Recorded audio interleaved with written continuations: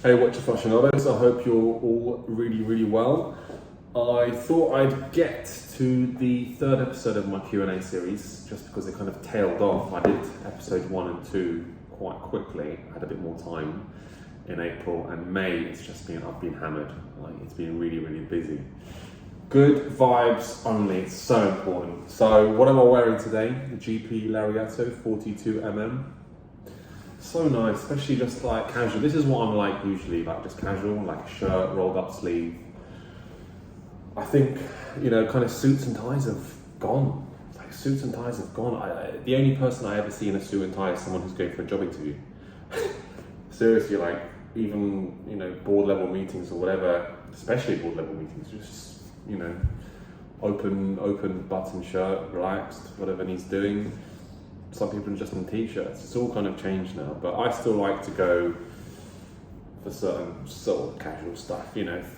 Dress sharp, think sharp. I'm genuinely like that. If I wear shorts for too long, I literally become a bum from the outback. Like my thinking becomes like a bum from the outback. I can't be in too shorts for too long. I literally feel my IQ dropping when I wear board shorts for too long and flip-flops. You've got to get into those smart trousers at times. So guys, let me complete the series for at least this year. The third one was always going to be a bit more focused on me. The first two I focused on the kind of watch world. You guys had some really interesting questions and I answered them thoroughly enough, I hope. So this one's a little bit more people asking about me, about my hobbies, about whatever else. So let's actually go into that. I'm going to start with Sunny Singh first. He mentions, it would be interesting to reflect on your experience living in the Middle East. Sunny, that in itself is a whole episode. My experience living in the Middle East is a whole 30-minute episode. All I can say is I've been in the Middle East now for close to 11 years. I moved from the UK, spent most of my life in the UK. I spent some time in Europe. I've worked all over the Middle East. I've worked in Saudi. I've worked in Kuwait, Qatar, Lebanon, Egypt. I've worked in many parts of the Middle East, met different cultures, different people. It's been really nice. I think, some parts of the world have a bit of a different vision of the Middle East, especially when they've spent a good amount of time in the Middle East. They just have a certain vision or perception of it for whatever reason, based on maybe the media they're consuming, what they're being told, what content they're consuming, what they're reading, what they're watching. You never know. But having spent so much time here now, and planning to spend a lot more time here now with my family, I can tell you that people here, really help celebrate your success.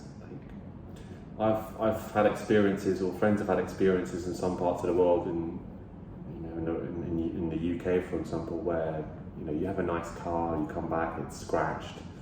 You have a nice watch or whatever, you get mugged for it, or someone will always have something to say about it, or something to whinge about it, or something. You do better, the neighbours will have a problem with you. And this is, I'm generalising here, but I think a lot of people will maybe agree with it.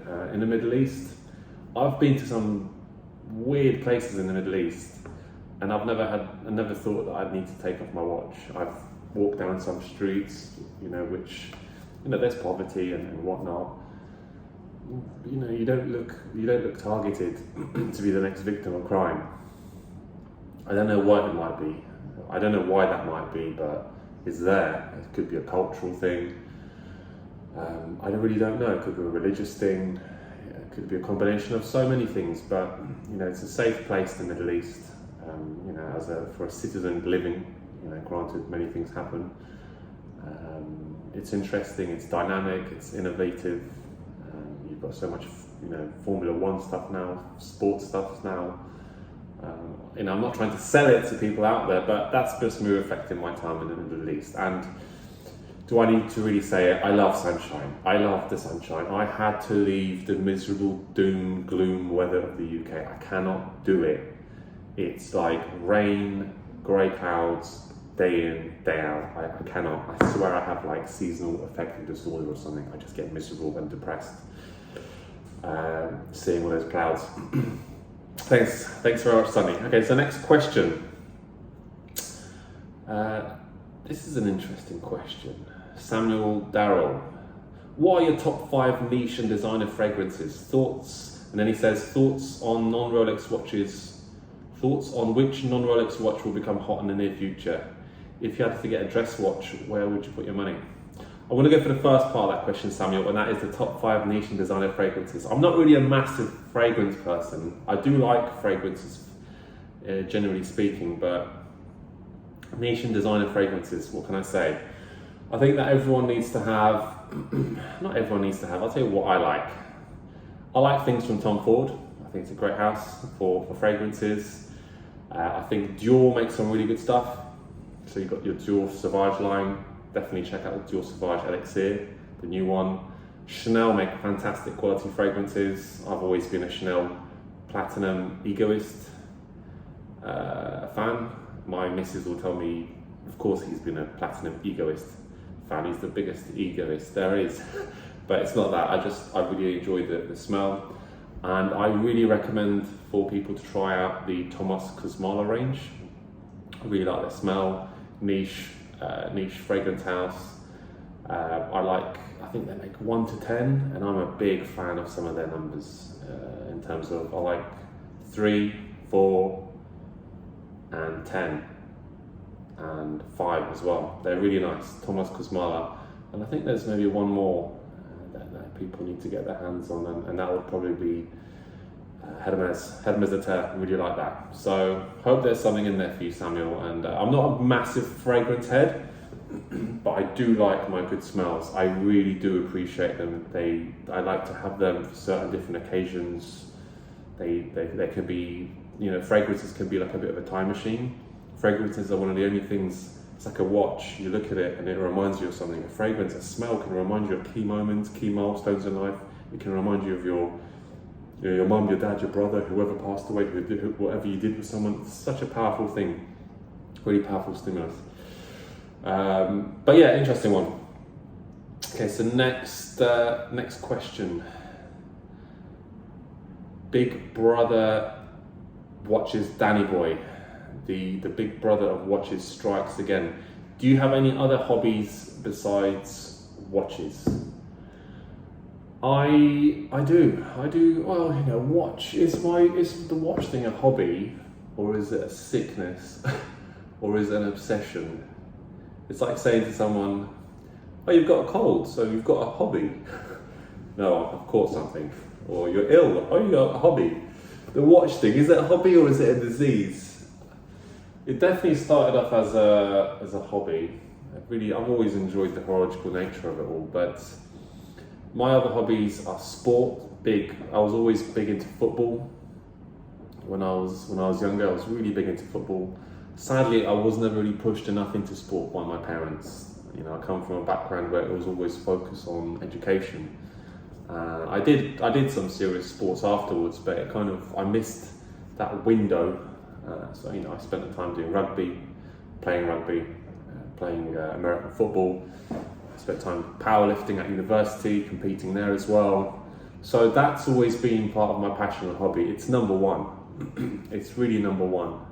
Here out in the Middle East, hobbies include sand duning. I love to go out sand duning in my car. I've got like a really specced up sand bashing car with the right suspension, the right tyres, air snorkel, everything. I really enjoy going up and down the dunes. Cresting scares the shit out of me still a little bit. Going on top of the dune, like the crest, is really scary, and balancing the car on it.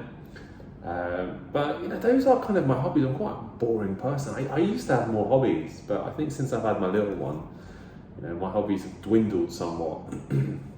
I played golf for quite a while. I say quite a while. I moved out to the Middle East. I think I was a 17 handicap golf, and I was really, reducing the handicap. Like on a monthly basis, it was coming down 1.5. It was getting good. I moved out here. Golf course price or golf course fees were like that, really expensive. I couldn't at the time justify when I moved out here the course fees or the green fees to me for me to carry on playing. So I didn't want to chop my way through the course and spend, you know, $200 for a round of golf, and it kind of just went from there. I spent quite a lot of time doing motocross in the Middle East. Not motocross, I was doing enduro riding. So I was just going out to the desert, riding my KTM or Husqvarna.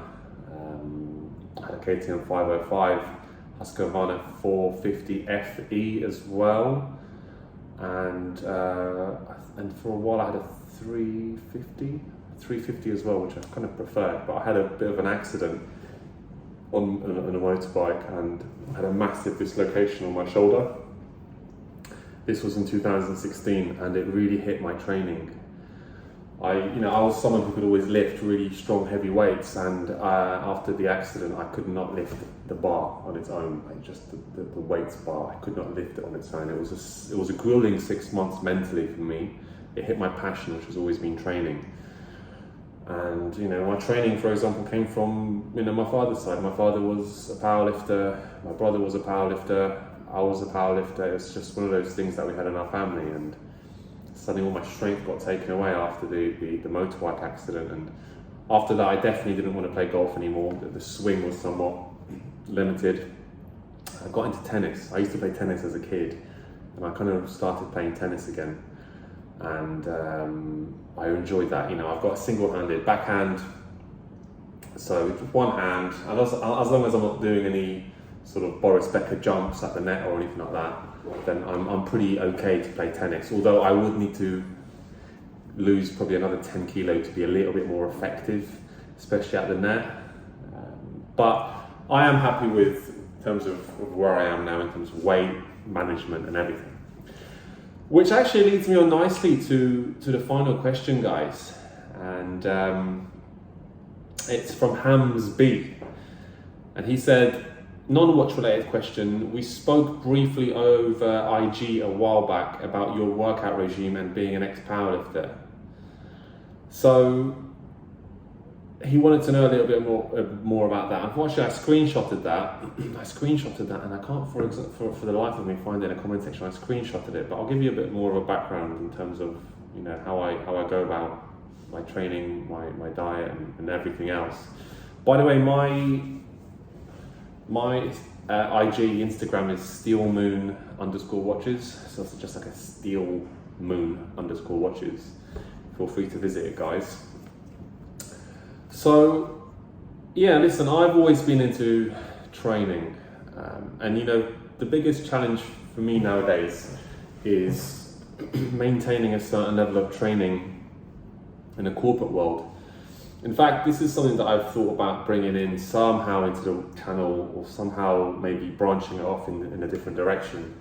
Is for me, I've always, and forgive this shirt. This is just a random general shirt I'm wearing today. It makes me look like I've got a shirt which is not made for me.